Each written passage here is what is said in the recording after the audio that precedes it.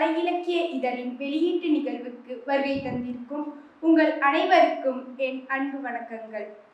இவ்விதழில் வெளிவந்திருக்கும் தேடலின் தொலைவு என்ற கவிதையை உங்களோடு வாசித்து பகிர்ந்து கொள்கின்றேன். கவிதையை எழுதியவர் கவிஞர் இந்திரா ஜெயபாரதி அவர்கள்.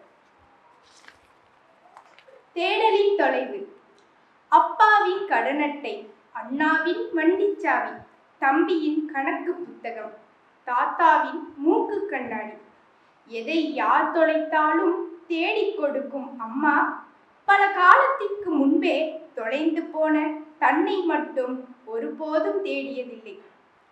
ஒருவேளை விரும்பித்தான் தொலைத்திருப்பாளோ, இல்லை தொலைந்து போனதையே அறியாதிருப்பாளோ? எதுவானாலும் ஒரு தடவையேனும் அவள் தன்னை தேடியிருக்கலாம். தேடியிருந்தால் தன்னை அவள் கண்டடைந்திருப்பாள்.